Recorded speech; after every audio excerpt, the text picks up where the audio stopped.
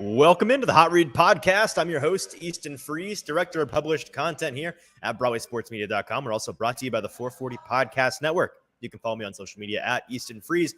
I'm joined, as always, by producer JT, who you can follow on social media at JT_Ruhnke.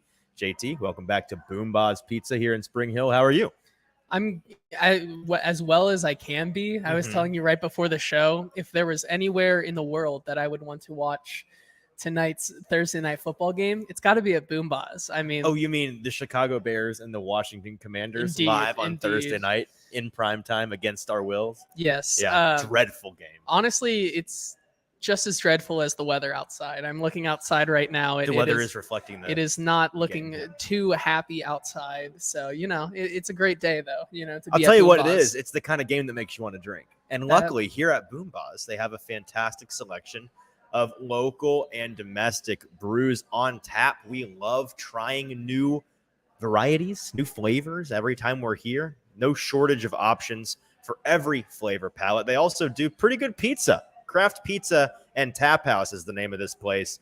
And Boomba's does fantastic pizza. 4-time winners at the Las Vegas International Pizza Expo. And the only pizza company in America to be able to say that they have won Best New Pizza in the country twice. They make such good pizza. I didn't get the pizza last time I was here, JT, because I felt like I needed a break. You got it for your wife, though. I did. The loving husband that you are. You brag. Yeah, flex. My wife. My wife. I didn't get the pizza because I was afraid I'd get burnt out, and that was a mistake because the very next day I was already craving it again. I see. And so it's been 6 consecutive days now, and I told you before we started the show, let's get this over with so I can get some of this pizza because I'm hungry and I want this pizza. We do have to talk about the Titans. We get to talk about the Titans. Beforehand, we're going to talk all things Titans, Colts, their first divisional game. Huge matchup, plenty to get into in terms of the implications, the matchup. We've got the news with producer JT a little bit later with some interesting, I'd say the most interesting injury report of the year on both sides of the ball. And then the best bet gauntlet rolls on. JT, we continue our blazing 68% clip that is frankly disgusting, unheard of, unfair. We're pretty good at this so far. And if you, as I've said for the past 2 weeks, pretty much, if you're not betting with the best bet gauntlet, you're not trying to make money as a bettor because it's all we're doing is making money right now. So all of those good things to come. If you're tuning in with us live today, appreciate you. Thanks for hanging out with us. We would like you to do 2 quick things.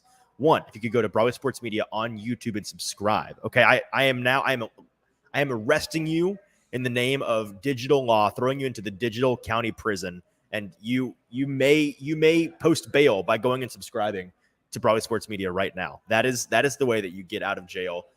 There's so many of you that listen and are not subscribed, and I don't know what you're doing. Apparently, you think it costs you something to subscribe. It is in fact free. All it does is help us. And if you listen to the show, you must like us at least a little bit.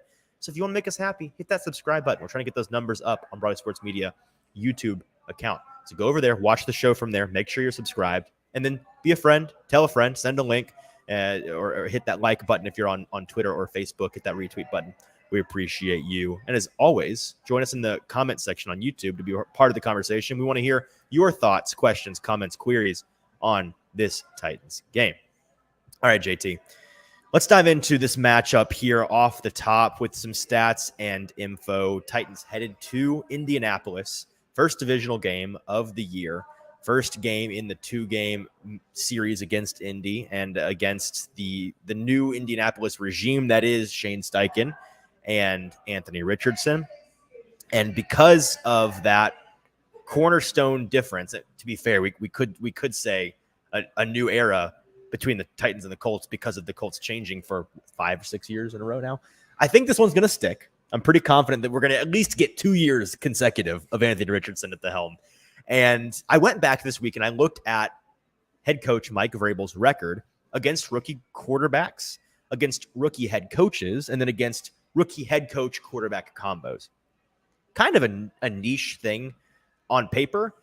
I'm somebody, and maybe you are of different mind of this, JT. I'm somebody that subscribes to tracking how a coach does against a team or a head coaching opponent that they're not familiar with. We hear a lot on one side of that coin, Bill Belichick, the rookie quarterback killer, right? There are certain coaches in the league where, from a betting perspective, from a picking perspective, from a rooting perspective, you don't want to face those coaches if you have a rookie head coach or a rookie quarterback because they do such a fantastic job of putting them in a blender, making their lives very difficult as they're green to the game and not familiar with the complex things that can be thrown at them. In this research, I kind of found out that Mike Vrabel is the anti-Belichick in a way.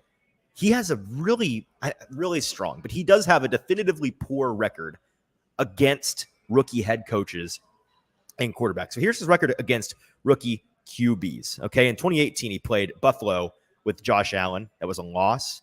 In 2019, he played Jacksonville with Gardner Minshew. That was a loss. In 2020, he played Joe Burrow as a rookie with Cincinnati. That was a loss.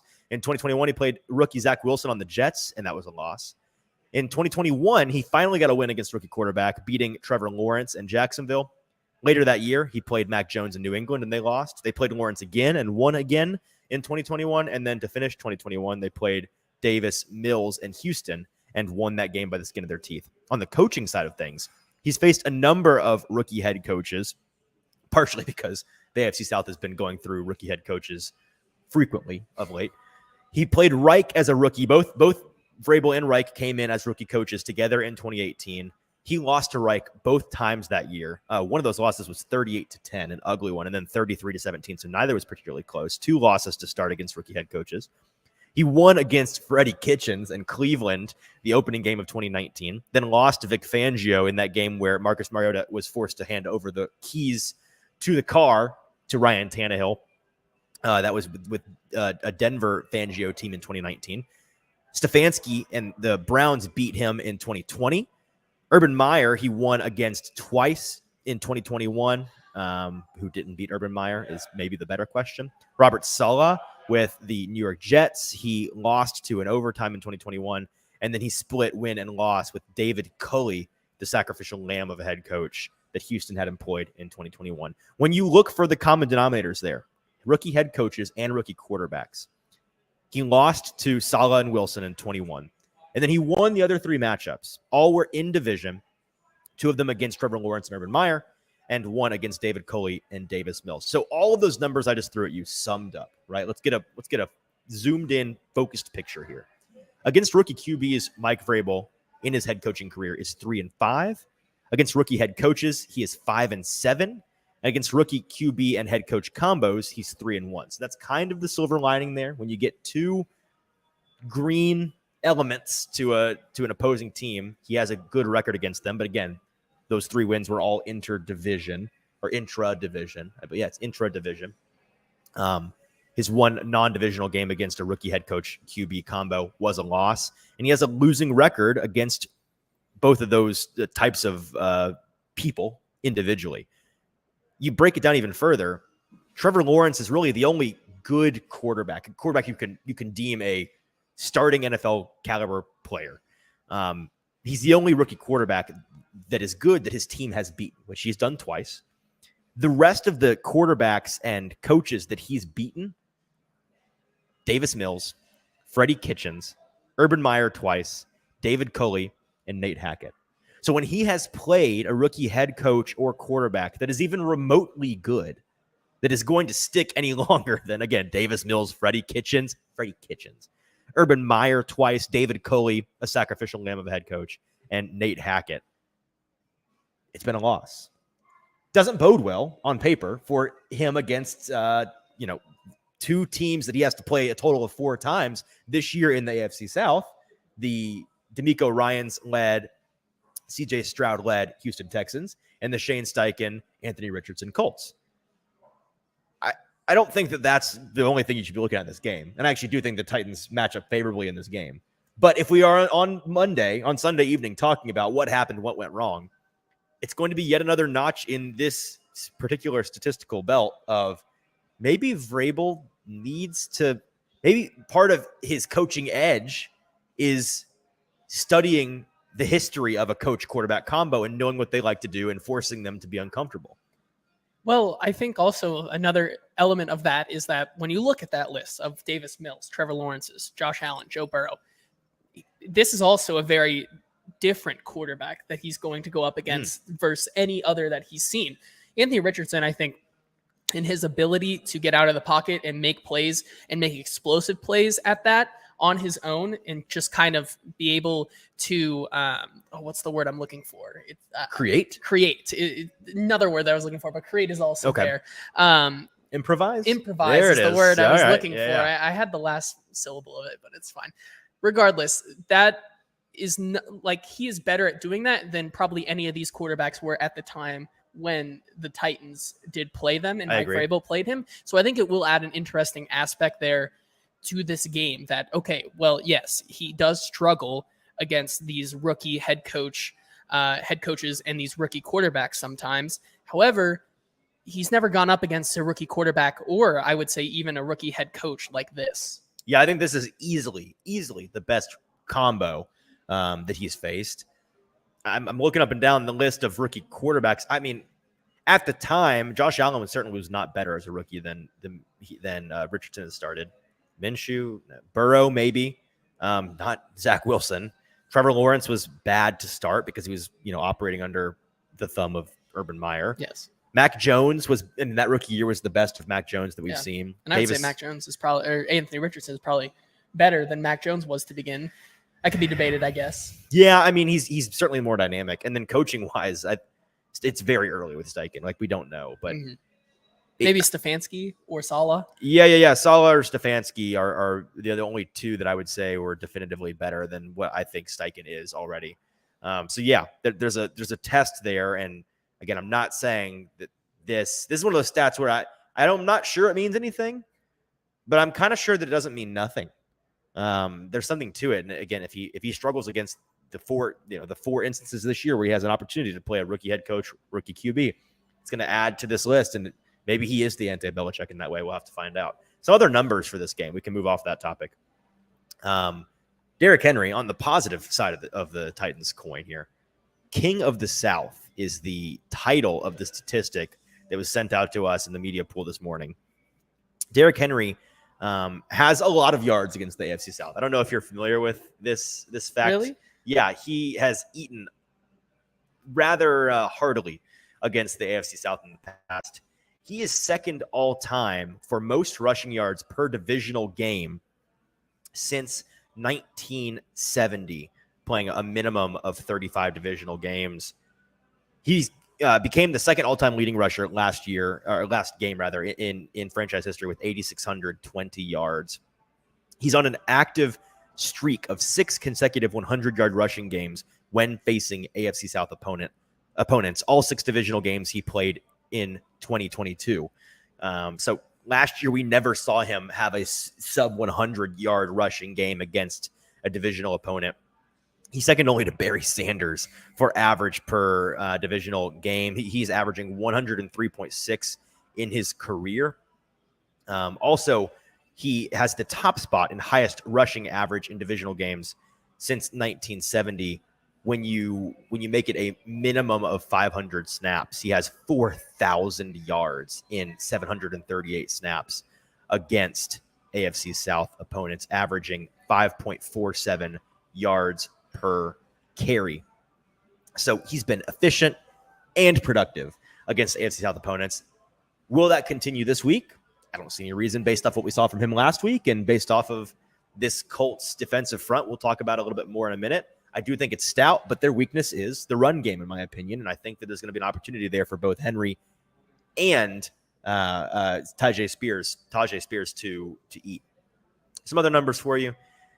Right, this is quirky but interesting. Ryan Tannehill and DeAndre Hopkins both playing in their 150th game of their careers, respectively. DeAndre Hopkins, 5th most receptions all time in his first 150 games, 871 and counting. He could technically move up that list, but I think he'd need 19 receptions in this game, so we'll see about that. Ryan Tannehill is going to become the 7th active quarterback to reach 150 games in the league.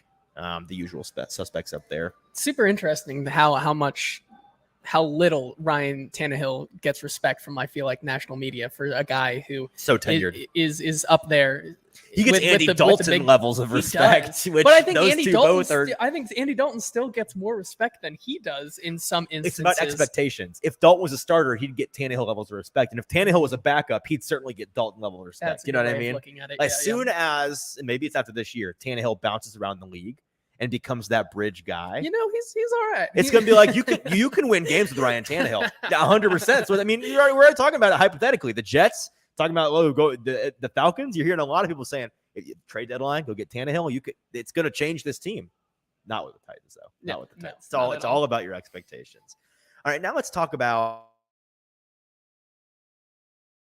some opinion on the implications of this game. And if you listened to a football show where I subbed in for our buddy Zach Lyons, me and Braden Gall were live this afternoon. As soon as you're done listening to this, go listen to that. It's fantastic. It's almost as good as the show that we're currently doing. We talked a lot about what this game could mean and does mean for this Titans team. And we talked about it in the framework of what we were expecting this team to look like through the first 6 games. Braden contended he thinks that they are ahead of schedule if they win this game. I think that they are on schedule and have the potential to be ahead of schedule if they win this game. He had them going 2-4 through the first 6 games, and exact record isn't really as important to me. I had them going about 500. I thought 2-4, 3-3, 4-2 was all in the cards. But getting to 500 certainly was the expectation. And if they win this week and go to 3-2, they can get beat by 70 points, Dolphin style, in London, and it will not matter. They will be at 500 through the bye. Because of that, I think it's really important because I think the Baltimore team that they are facing in week 6 is a really nasty one. I think it's one that matches up pretty well with the Titans. I don't know how much Titans fans have been paying attention to what Lamar Jackson and the new offense up there has been doing, but Lamar has been playing, in my opinion, based off the tape that I've watched and the people that I trust who are tape grinders who I listen to each week, that I speak with each week. He's in better command of his offense as a passer than he has ever been. He's shredding defenses with his arm more than ever and with his legs less than ever. Although the times that he has shown off his leg, it's been the Lamar Jackson that we know. So I'm not saying I'm chalking it up for a loss. I'm saying it's a difficult game on the road in London. You never know. I know that in terms of trends, London teams that are the favorites in London, I think being the better team travels well based on history because the favorites tend to win and cover in those games from a betting perspective. So how important do you think winning this game is for Tennessee to give themselves that breathing room to say, we're going to be 500 through the bye no matter what?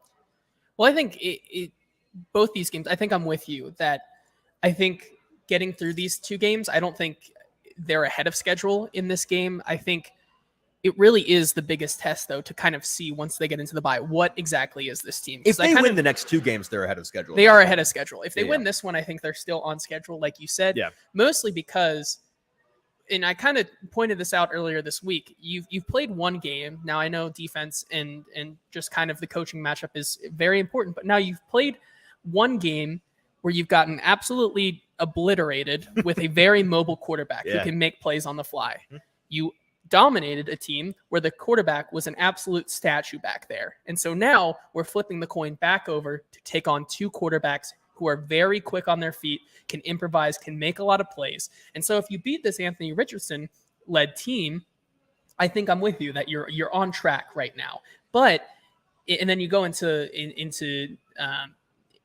England, and then you play the Baltimore Ravens, and you kind of are able to be up there with Lamar. Okay, this defense has the ability to do both. They're able to contain, and they're also able to get after some more stable and statuesque quarterbacks. If they lose both these games, then you start to see a trend. You start to say, okay, this is where this team cannot kind of match up with a lot of these other teams that are kind of taking the league by storm right now. They're struggling to get to that quarterback that's able to make plays outside the pocket. Well, to me, it really just exposes that their defense, and we already know this kind of, if as an offense you're able to take away the Titans' ability to affect the passer, you're going to have a good day. That's it's a what's the word I'm looking for here? It's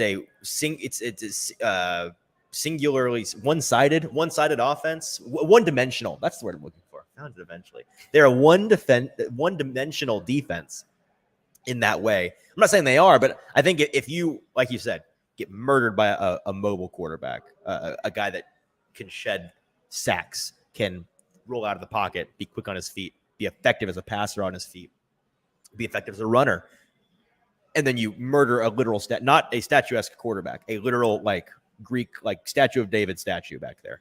And then you lose to 2 mobile quarterbacks. Like, that's a trend. That's enough of a sample size for me to say, okay, teams are going to have the book on this now. Even if you don't have the most mobile quarterback in the world, maybe this is the week to test those legs. Yeah. Let's get them going a little bit. And I think that if you are able to go 500, I think you're right on track. That, like, if you play both these teams, even if they play them close, like, I just like, if they lose to the Colts and to the Ravens, but they play incredibly tight games, they're getting to the quarterback, I'm still thinking you're on track. You just kind of just how the game goes. But if you are getting absolutely handled by both Anthony Richardson and Lamar Jackson these next 2 weeks, and you lose those games by a score or two, then I think you have some problems. And that's why I say the actual record matters less to me, because again, September, October, it's the time for fiddling. All you have to avoid really is digging yourself a massive hole, 1-5, 1-4, 2-5 kind of deal.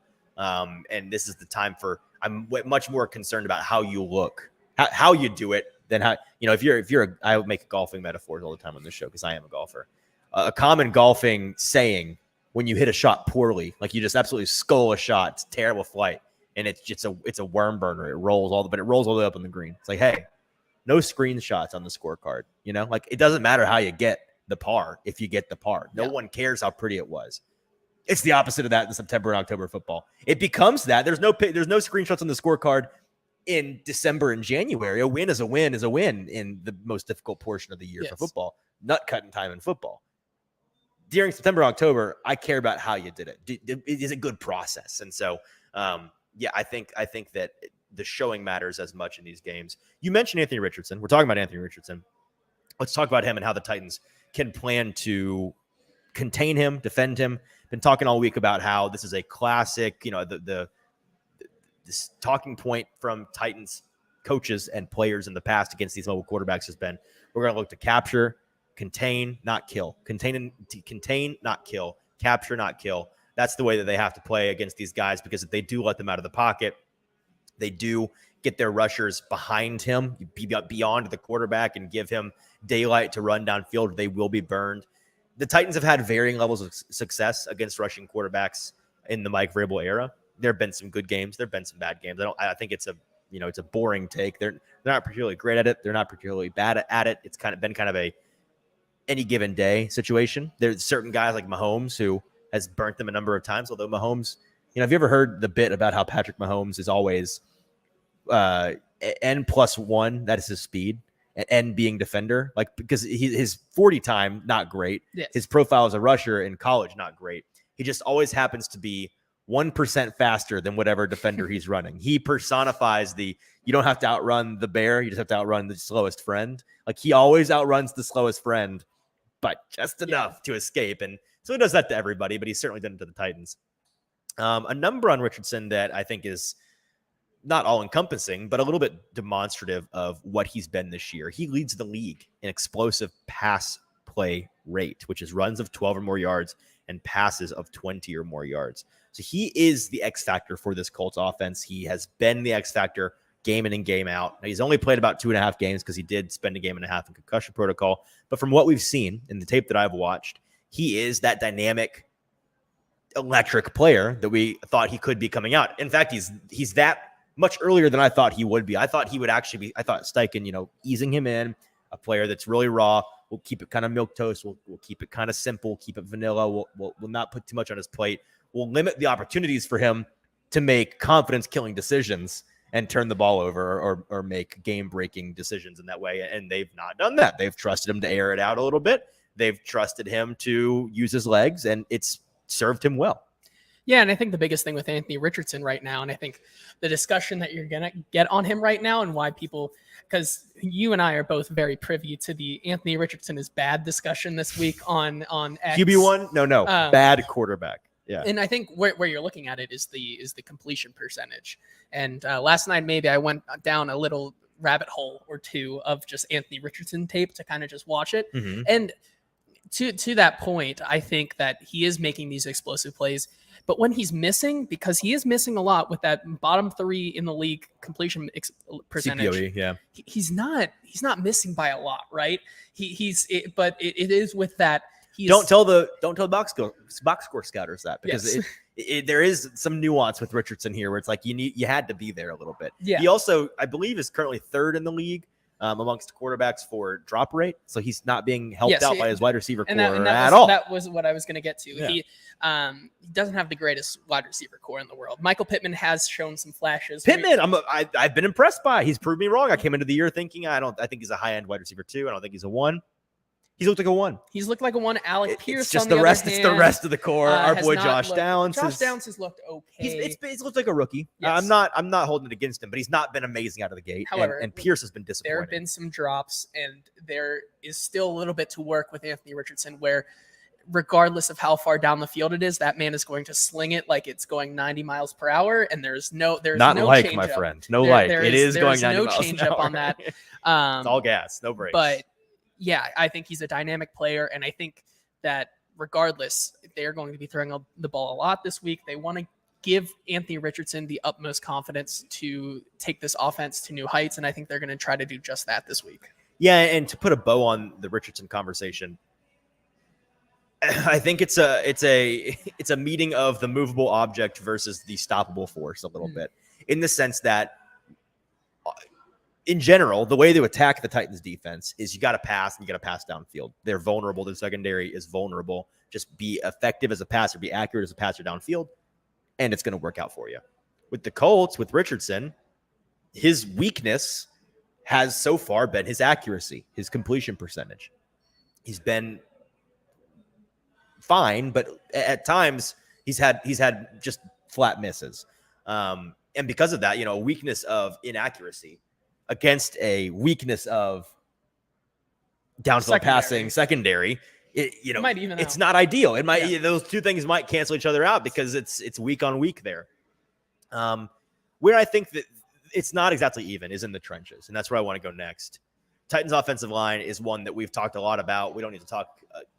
I don't want to wear it out. I have a feeling we'll be talking about it next week a lot. So because of some new pieces coming in, we talked at length about it on a football show. So that's the one time I'll send you over there today. That's one segment you won't get here today. You'll want to check that out as soon as this fine show is over. But Braden and I talked a lot about, we spent the entire beginning of the show, a football show on Thursday, talking about what the options were for the Titans, what they should do, what they will do. And we actually kind of debated two different schools of thought. And then we also both agreed that our opinions didn't matter because they wouldn't do either of them. But it's a good conversation that I think you'll find entertaining. What I want to talk about is the other side of the ball, or the other team rather. The Colts offensive line going up against this Titans defensive front is one that is, I think, an advantage to the Titans on the interior, and on the outside is a big question mark to me. I think it's a pivotal matchup in this game for this reason. The Colts have a couple of they've had some real triage issues with their offensive linemen, and I'm checking to make sure I have it up to date here. Yeah, so they're looking to get back one of their starting offensive linemen who was in concussion protocol. Not to tease the injury report too soon, but we saw Ryan Kelly, their starting center, in concussion protocol, practiced in full the past 2 days. So he's going to be cleared. He'll play in this game. However, Bernard Raymond, their starting left tackle, who was looking very good for them, very promising for them as a second-year player, is not going to play. He's still in concussion protocol, has not practiced at all this week. He won't go. So they're down Bernard Raymond, starting left tackle, starter at the most important position. That should be an advantage to the Titans for Harold Landry, for Arden Key, for Travis Gibson, for Rashad Weaver. But it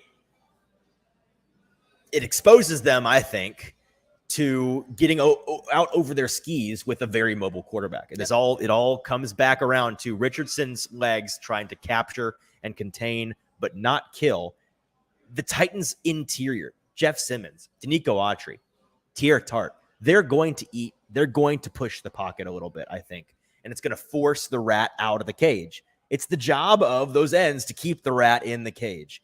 And some of them I trust to do that. Some of them I don't. Arden Key is somebody whose athleticism I think they're going to want to lean on this week. I think they should lean on. You got to lean on your edges with athleticism that can hang with these mobile quarterbacks in order to keep them at bay and not get out over your skis. That's what the Titans in the past have leaned on Harold Landry for, that athleticism. But this year, coming back from the ACL, we've just not really seen that a ton. And it's been concerning to the point for me. Yes, he's been getting better week after week. In this game, it's going to take a significant jump for me to really feel comfortable with him not getting out over his skis and being able to capture, contain, keep that rat in the cage of the pocket and not let him scurry away and burn you with his legs. I think that opens up the opportunity for a good deal more of guys like Travis Gibson do have that athleticism that pop right now. Weaver's kind of in the same, like Gibson and Key are guys athletically that I like in this matchup. Weaver and to a larger extent Landry, I'm not crazy about in this matchup. And for that, Landry could be. If he makes a significant jump, he's going to have to get much closer to old Landry in this game in a hurry than what he's been so far. Because if he's what he's been so far, I'm concerned about that. Yeah, I was gonna ask you how much more do you need out of Landry this week? Do you think that this is the first real test for Landry? This is a heat check. Yeah, it's a heat check for him. 100% it is. Assuming Richardson's going to be as mobile as I expect him to be, it's going to be a heat check. And I think this will be a good litmus test. This is one of those games that I can't wait to watch on tape because that's going to be something that I key in on. It's a matchup that matters, and it's a first real test for Landry off of, I think, a good month warm-up period for him, getting his feet back under him. Yes. That Cincinnati game was, in my opinion, far and away the best he's looked in totality. But was that a result of the statuesque quarterback? I do not know. Okay. We talked about Kyle Phillips a lot yesterday, and we can talk more about it today, but we talked about it a lot on the hot read on Wednesday. We talked about it a lot with Sam Phelan. We talked about it a lot on a football show today. Is there anything in particular that you're interested to see from him, his impact on this game? The one thing that I will say new to bring to the conversation for today's show is, and I mentioned this on a football show today, I think people are underestimating the impact he will have on this team if they are expecting him to be primarily or only a third down element. This Tim Kelly offense through 4 weeks has shown a willingness and eagerness to get their third wide receiver involved more in the overall scheme of the offense, to have them play a bigger part than the Titans offenses of the past 2 or 3 years.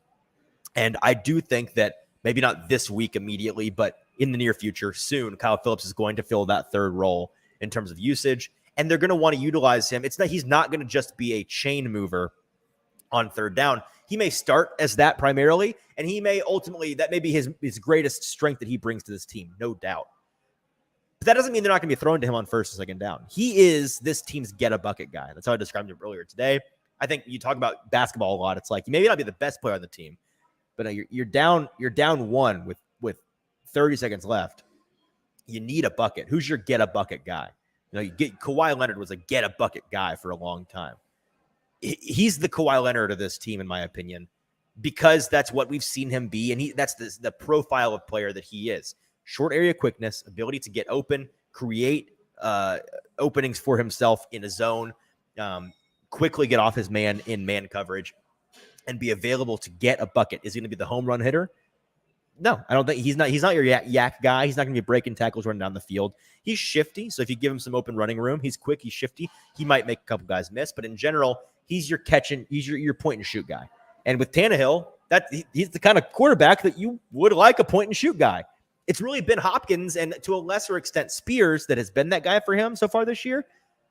As we mentioned on Wednesday's show, having a guy like Phillips back, it's a whole new ball game in that element.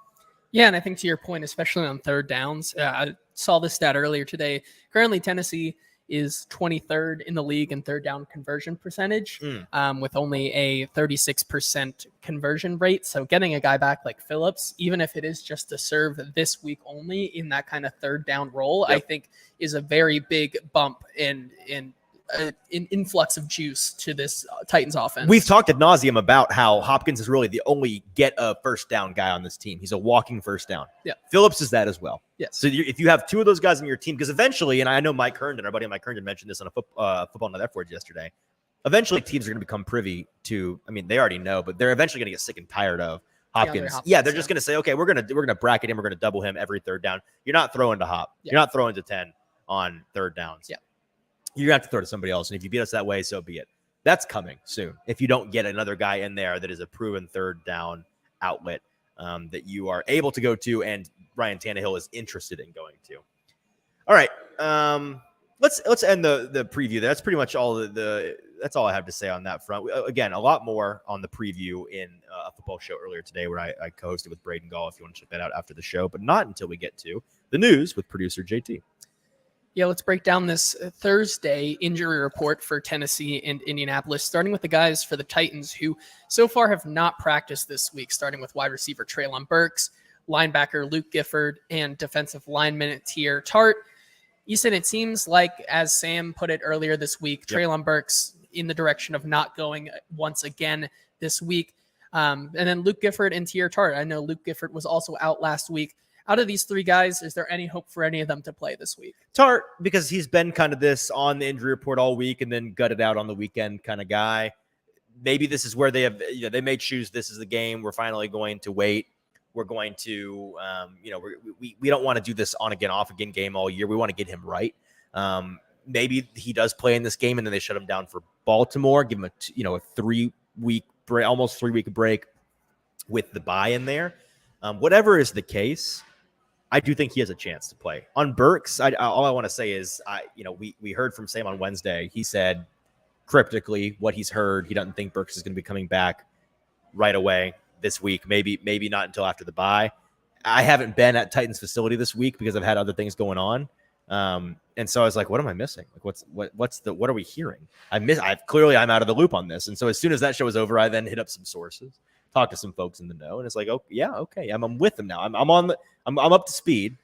I agree. It sounds like he is not going to be available. Certainly not this week, and maybe not for the next 2 weeks. They may want to get him right for the back 2/3 of the season, and bring him back after the bye. Gifford, I have no real thoughts on Gifford. He's a depth guy, and he continues to be injured. It's a bummer. Let's talk about guys who have practiced fully this week, starting with Peter Skoronski, who is coming back from that appendectomy. There's the word. There it is. Appendectomy. He's a guy who would be a welcome sight for this team, along with Kyle Phillips. They have both been full participations this week. Do you expect both of them to play? We kind of already talked about Phillips a little bit, but Skoronski. Phillips, 100%, yes. He said as much. He will be playing. Skoronski, I don't know. I kind of doubt it. I think one more week probably. Would it shock me if he plays in this game? No. And if he's available, then you for sure slot him in, put him at that right tackle position or left guard position, and you take out Dylan Radins. I had Andre Diller's name stuck in my head. I would be hesitant. Not that this game is important. You want to play your best players 100%. That kind of injury, from what I've heard, is you're at risk for coming back and tearing stitches out and setting yourself back. And so I've not had one. I'm not a sports scientist. I don't know. I'd be kind of wary of getting him in there. But if you feel like he's 100% and ready to go, there's also the issue of did he lose some weight? How fit was he able to stay while he was down? Those things take a minute to get back. If the doctors feel like he can go, get him out there. I'll be kind of surprised, not shocked, but kind of surprised if he goes in this one. Yeah, and then another guy who's returned this week and has had 2 full participations in practice, Nicholas Petit-Frere is back off the suspension list. How likely would you say it is that he gets snaps in this game this week? I'd be more surprised by him. Any snaps? That's a different question. Starting, I'd be more surprised if he started than if Skoronski started, for sure. I'd be kind of shocked by that. It's certainly not an injury situation. It's an earning your job back situation. We didn't get to talk about it on Wednesday, but we did find out on Wednesday that the Titans at practice with MPF, playing him on that left side with Peter Skoronski, both of them back, a shot across the bow of Andre Dillard, for sure. A warning shot. You better figure it out. So the odds aren't impossible that he plays a snap in this game, because if you come out and the Colts' good defensive front is getting after Ryan Tannehill and it's a la the Cleveland game, the entire offense simply cannot work. It's dead. It's DOA. It's dead on arrival because the trenches are killing them. and Dillard has let up 2 sacks through 20 minutes of ball game. Maybe they're bold enough to send him out there. I'd be surprised. I'd be all for it in that circumstance for sure. But I also wonder, that shot across the bow, that's a warning shot that I think may get through to Andre Dillard and may force the very best possible play out of him. What that looks like, I do not know. But better than what it's been, there's certainly room for improvement. Yeah, and then we can switch over to the Indianapolis Colts side. We talked already about Ryan Kelly, who will go this week, and then Bernard Ryman, who has not practiced at all this week. He will not be available. Another big guy on the this is big. On the Colts front seven on the defensive side, Kwity Paye, still in concussion protocol. He was added late after he played the full game last week and then kind of self-reported some concussion-like symptoms. He's been in the protocol, which objectively sucks because he's been really fun to watch this year. He's been a good great player. Asset for that team. It's great news for the Titans team. Great news for the Titans tackles because he's been looking like that guy we thought he could be coming out of Michigan, and they won't be having to contend with him on the edge. But he is not logged a practice yet this week, so it does look like he will not go. Another guy who has practiced fully in 2 practices now, Jonathan Taylor. He's looking to be back. I suppose. Do you think that he goes in this game? Yes, I think he goes. Do I think he makes an impact? Do you think he'll take over the RB1 role this week, or do you think? I could see a pretty even split at best. Because Zach Moss I do not see him. He has. Zach Moss has looked good. He's looked perfectly serviceable. I don't see them giving him more than half the snap. Maybe I'm totally, maybe I'm not plugged in enough with indie media, but what I've heard, what I think, I'd be kind of surprised if he's out snapping Moss given his track record against this Titans team. This Titans team does know how to contain him and lock him down. I don't have any reason to believe he's going to be an impact. Again, players saying it doesn't matter. It does matter. He's a good player. You'd rather face lesser players. It makes your job easier. But the Titans have done a very good job every single time they've gone up against this rather good player. And so based on that track record, unless they have a totally out of character game, or maybe he's been working like a madman out of fury and anger at crazy Uncle Jim over the past 4 weeks, whatever it may be, I don't see him being a massive impact in this game. I don't see him getting more than half of the running back snap share. Yeah, and then 2 more guys on this injury report, 2 important defensive pieces as well. DeForest Buckner is dealing with a back injury. He did not practice on Wednesday, but then he practiced limitedly on Thursday. And then Shaq Leonard with a groin has not practiced yet this week. I feel like tomorrow will be the wait and see day to see if those guys will be good enough to go, but not really anything else to report on that front right now. Yeah, DeForest Buckner, Shaq Leonard, Danico Autry with a back, groin, and groin, respectively. They're all in that limited bucket, and they are all in that. I'm expecting them to be weekend warriors and play. Well, with Shaq Leonard not practicing at all yet. Oh, sorry. It's very small. I misread that. Never mind. I totally think that Buckner and Autry are both good to go. I would say so. Old school veteran. Yeah, they're gonna take their rest days, even if they're a little bit banged up, kind of like a la D-Hop the first couple weeks of the season. Shaq Leonard, I read this earlier and that didn't even register with me. Yeah, that's a big deal because he's been very good so far this season. Yes. He's been the best by far linebacker in coverage per, I think it was Next Gen Stats or maybe PFF, but just in terms of overall grade when passing against him in coverage, he's been the best by kind of a country mile of the linebackers. He's been looking like the guy that we knew before his back issues, and not having him in this game would be a big deal. Sounds like maybe he's not going to go. Tomorrow will be the telling day, obviously. Yeah, then we can move on off the injury report to talk about this Colts secondary, who has already faced a bunch of losses already early in the season and in preseason. Now they lose another guy in starting cornerback Dallas Flowers to a torn Achilles. He is done for the year. So that secondary group continues to lose more and more depth by the day. Unbelievably brutal. Yeah, I don't know who they have playing safety or cornerback or safety at this point. Because from what I hear, our buddy Zach Hicks is on Twitter today. He was talking about how he thinks the cornerback play may so far be worse than this, or the safety play may so far be worse than the cornerback play, which if that's the case, then it sounds like it's a real dumpster fire back there. Yeah. Maybe this is the week you see Ryan Tannehill really just lock and load and tear up a secondary. It's certainly not the hardest group he'll be going against. And then finally, Uncle Jim Wyatt with his wardrobe check this week. The Titans will be decked out in white jerseys, white breeches, and light blue socks in Sunday's game versus the Colts. A very I dig the blue you socks. like these? The I know electric blue these. socks. I Yeah, know I mean, these the have stormtroopers these hold people weight. get mad about. They do. This jersey kind of combo holds weight with a lot of Titans fans, but it is a cool one to see, especially in a divisional game. I love an icy white of most. I mean, like the Bengals icy whites. I love most icy whites. I'm a big fan of their clean look. And I love the light blue socks the Titans are going with. I can't remember the last time I saw that, if ever. So a big thumbs up from me. All right, that is producer JT with the news. And now all we have left is the best bet gauntlet. JT, let's brag a little bit. I am 11-9 on the year. Finally got off the schneid, got above 500, built a cushion for myself. I'm like a well-oiled NFL team. I'm like it's September, October. I'm kind of fiddling around. We're going to peak at the right time. We're trending in the right direction. You are either a team that's going to fall apart down the stretch, or maybe you're just the 17-0 Patriots, because maybe, holy cow, 16-4. Can't ask for a better start than that. You have essentially bought yourself 2 to 3 total dud weeks, and you'll still be well above 500. So well done. And the show record, which is what really matters to us, because again, we'll peek behind the curtain. We're trying to get the best show record possible. We're making a lot of these bets in cahoots, and it's just who gets to them first in the order and who gets to claim the silly little competition. But ultimately, we want to make you money, and we want you to bet all 10 of these games.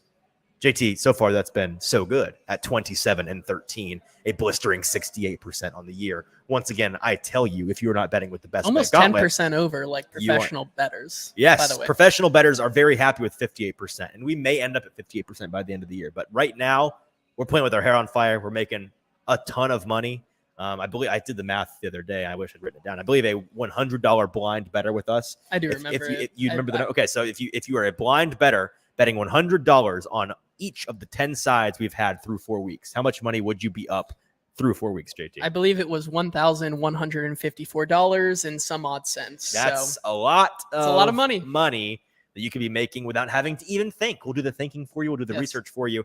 And with that, JT, let's dive into our Week 5 best bet gauntlet for the fifth consecutive week. Yes, things are falling. I get the first pitch because you've been on fire, and even though we tied last week, T-Box is still mine.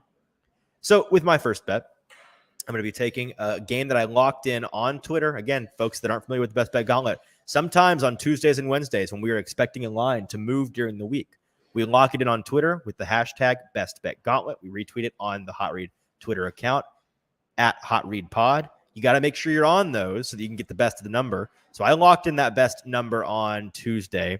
I'm taking Miami minus 10.5 against the Giants. Last I checked, it's up to 12. I still like it. Not as much, but I still like it as long as it's under that 13 number is kind of the next key number there that you're wanting to get under. A couple of reasons why for this game. It is a big number. So generally hate taking big favorites like this. I'm making a big fat exception for this Miami team because of two things really that aren't compatible for the Giants. Thing number one, the only way that we have seen so far this year to get after Tua Tagovailoa is to pressure him. The Giants have the lowest pressure rate of any team in the NFL. So those things aren't compatible. They're not going to get pressure. And I think that the Dolphins are going to walk their way to 40 or 50 points. The Giants, for their part, have unbelievable injury luck right now. Misfortune right now. Their offensive line is destroyed. The Dolphins defense can and will get after Daniel Jones. And I just don't see how the Giants really score at all in this game. Danny Dimes continues to throw picks. It's hard to blame him a ton because the situation he's been given is a disaster. Things are spiraling in New York for the G-men, and I think that they get killed in this game by 2 touchdowns pretty easily. Really, the only thing I'm worried about in this game is a backdoor cover because I don't see any way by the end of the third quarter the Dolphins aren't already considering putting in backups. I mean, I like that pick. Like the Giants this year, minus 76 point differential, worse in the NFL. You're going to have fans in that stadium booing their own right tackle this week. If you're familiar with the Evan Neal situation, that has been... You're all burger flippers, and Evan Neal is better than you, so boo louder, he says. So the vibes are not right in New York, and great. I think that the Dolphins are going to come in and make them even worse. So I like that pick. Yep. My first pick this week is going to be an ugly one. We're starting off with the ugly picks this week, but I'm taking Pittsburgh and Kenny Pickett plus 4.5 against the Baltimore Ravens this week. This is a straight just lock. You see the trend, you lock the trend. This is an auto bet for me because on the surface, it's disgusting. It's gross. Very But ugly. you look at the numbers, I'm with you 100%. This is an auto bet. Tell us why. Over the last 20 years in this Ravens versus Steelers matchup, the underdog in this series is 28-12-3 against the spread when they play in the regular season, and the line is 3 or more currently, like it is right now at plus 4.5. The underdog is 21-3-3 against the spread. So it's always a field goal game, and the underdog usually wins. Yes, and then the underdog has covered 11 straight in this rivalry and is 15-1-1 against the spread since 2015. This is Mike Tomlin game where he gets right. This is always close. It's once again, like I've said, basically every single week with these AFC North teams, they're always close. It's always by a field goal. If I can get it over that, I'm taking it every time. Give me the Pittsburgh Steelers plus 4.5 to start off this week. Yep, I love that bet. Love that bet. I absolutely will be making that myself. With my second bet of the Week 5 best bet gauntlet, I'm taking Buffalo plus 5 versus the Jacksonville Jaguars over there in foggy London town, where we will be in less than a week. I don't think we've ever said that on the show. Oh yeah, have we not? We're going to be in London. We'll be covering the game. Be fun. I think we have. I thought we mentioned it. Maybe I don't not. think we have. If we didn't, we'll be there in London next week covering that game, which should be a ton of fun. We'll be doing a lot of shenanigans with the show and doing the show live from over there. So, but Buffalo plus 5 versus Jacksonville, really simple here. Like I said earlier, the favorites in London tend to travel well. I believe it's north of 55% or 57% off the top of my head. I'll have to fact check myself on that later, but I believe it's 57%. The favorites have covered and won outright over there.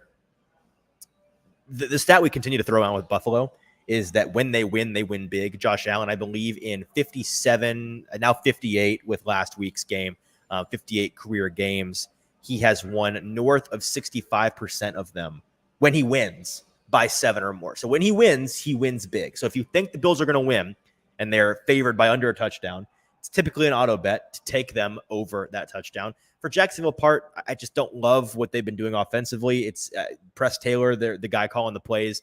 He needs to give up that headset to Doug Peterson. Some have theorized that he already has. Yeah, but based on last week, I'm not sold on that. It was a nice win for them, but that performance is going to get beat by a touchdown or more by the Buffalo Bills, who for my money, are the best team in the NFL right now. We don't have to talk about that, but I think that they are playing with their hair on fire. That defense is going to be nasty. It's going to get up to Trevor Lawrence. There's a lot of reasons why I think Buffalo is just outclassing Jacksonville here. Give me the Bills to win by a touchdown or more.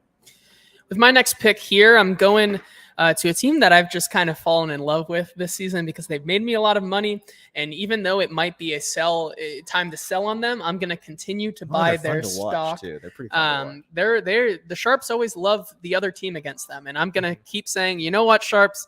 40% of the time you are wrong, and so far I've been right on almost every time. This is the weekly JT Sharps are dumb pick. This is the Sharps are dumb pick this week. I am picking Houston plus 1.5 at Atlanta. This is just kind of also a common spot to take them here. Usually want to bet underdogs with low totals. Underdogs with over-unders of below 42 are 69, 40, and 2 against the spread, which is good for 63% in the first 8 weeks of the season over the last 20 years. Currently, the over-under is 41.5. Also, Arthur Smith has just not been good at home covering the spread. Smith is 9-9 straight up and 6-12 against the spread at home as a head coach. The worst Falcons head coach against the spread at home in the last 20 years. And since he's been hired in 2021, he is the least profitable coach against the spread at home. I like what CJ Stroud and this offense is doing. I don't trust Desmond Ridder. I think the one way that this bet could come back to haunt me is if run game. Is if Ridder throws an early pick and Taylor Heineke comes and you get the better quarterback. And you get the better quarterback in there. So are you not concerned at all about, and I'm playing devil's advocate here because I like this side as well. The thing that concerns me besides the possibility of Heineke coming in is that run game. Arthur Smith is a rugby team. They're the Navy midshipmen out there. They'd love to just run all day, every day. And Houston can be run on. They can be run on, but if there's a team that I think has the offensive firepower right now to just outdo it, it's Houston right now. I agree. And D'Amico Ryans, I think, even though Arthur Smith can run, I've loved what their coordinators have done so far. This is a new Houston Texans team, and D'Amico Ryans is a defensive-minded guy. I'm still not too worried about that. I've watched some tape cut-ups from people like that are really grinding Texans tape, talking through some of the highlights. Their coordinators have been kind of in their bag so far. I got to learn their names because they may become head coach candidates if they keep this up. With my third pick in the best bet gauntlet for week 5, I'm taking for the 5th consecutive week. Somebody on the show will be betting the Titans game. So I'm betting the 3-1 ATS Tennessee Titans, who are currently -2.5 at Indy. Now, I foolishly did not lock this in early in the week because I did not think I wanted anything to do with this Titans line early in the week. Up until about 24 hours ago, I had no interest in this Titans line. If you forced me to bet this game, I actually was going to take Indy because this was on paper to begin the week a good spot for Indy. But I've had my mind changed, and let me explain to you why. The reason I say I'm foolish, by the way, the Titans were underdogs. They are now favorites. They are now 2.5-point favorites. As long as you're getting it under the field goal, I still like the number. But hopefully you got a better number earlier in the week, and maybe that goes down with maybe the public comes back in on Indy. I kind of think that it won't. I think it's going to hover 2.5 for the rest of the week. JT, I don't know if you remember last week I was talking about in that Jets game, the Jets-Chiefs Sunday Night Football game. It was a gross pick. It was our ugliest pick of the week. And it covered, but it was painful. But it did cover, and it was a game that nobody was on the Jets in that game from a betting perspective. And the reason why you bet it, among other things, was there has been a professional betting syndicate that I have. Betting Illuminati Pentaveret secret society. This betting syndicate has each week so far this season, 4 of the 4 weeks, they've gone big on one particular side. They pick their spots, they choose their spots, and they typically are right. This is why they make bank. These are the people that Vegas fears. And they came in. I heard from the people that report on this. I got the report this morning that they placed a big position on Tennessee in this game, which perked my ears up because it went counter to what I thought this game was going to be. If you look into some more of the numbers, some more of the trends, it sounds like Tennessee is the side here. Every indicator that we think of on the surface, it's a divisional game. It's a home dog in a divisional game. It's a Titans team coming off of a big win. It's a Colts team coming off of a painful loss. Like it's a buy low, sell high spot. That sounds like a bad idea. And that's why I didn't want anything to do with the Titans game to begin with.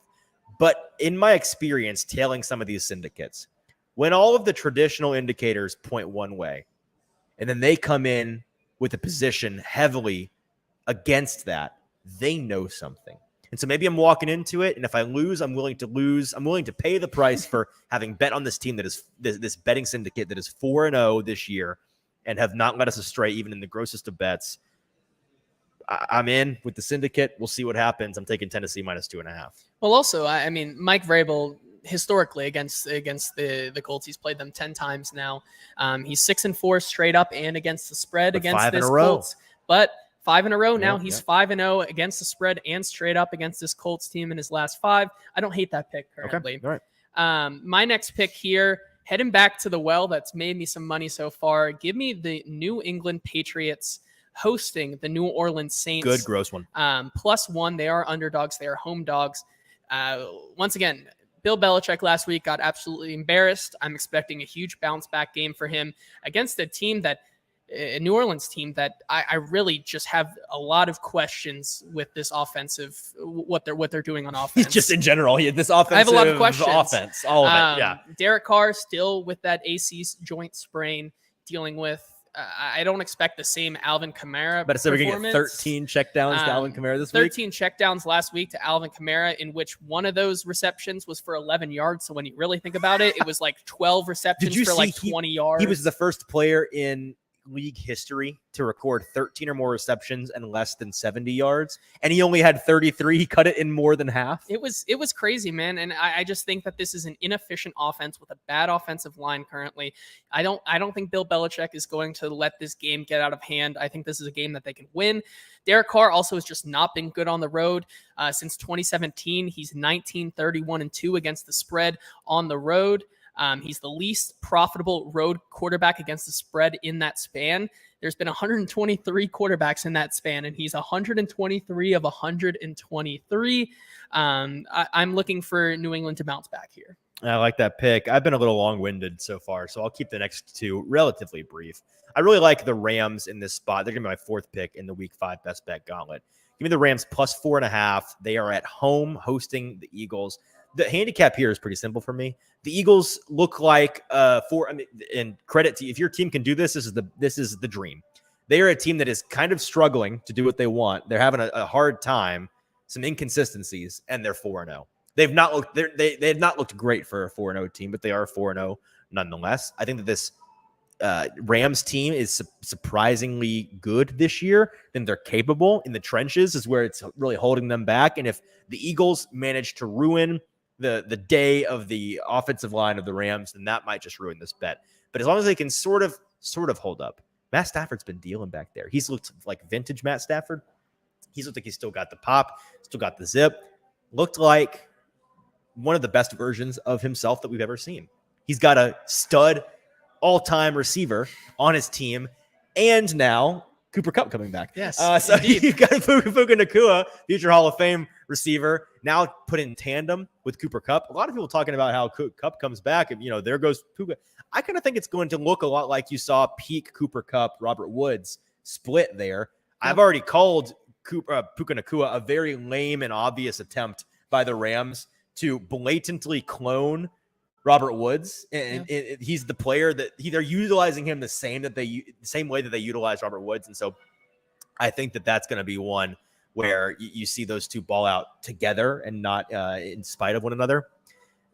4.5 is just too much to lay at home. It's pretty simple handicap. Home dog, LA getting 4.5. I think that they keep this within a field goal. Give me the Rams to at least cover, if not win outright, and hand Philly their first loss of the season plus 4.5. Yeah, with my fourth pick here, I'm going with the Green Bay Packers headed to Las Vegas on Monday Night Football. This is one where it's kind of a half vibes pick, so you can give me on the vibes pick counter. You can give me a half win or a half currently loss. 1-1 on vibes picks. I do have some reasons why I like this game. Matt LaFleur is 5-0 straight up and 4-1 against the spread with the Packers on Monday Night Football. He's been a guy that has kind of coached his team into winning a lot of these close games so far. Obviously, this is kind of a buy low spot on a team that kind of got absolutely embarrassed last week against a Lions team. But I think that I'd say definitely got. I don't think there's anything kind of about it. I mean, that was at home in front of your fans, storied franchise to the lowly, lousy Lions, the Motor City Kitties. Call them lowly. I'm saying that's the perspective of these Green Bay fans and players and folks that this culture demands better.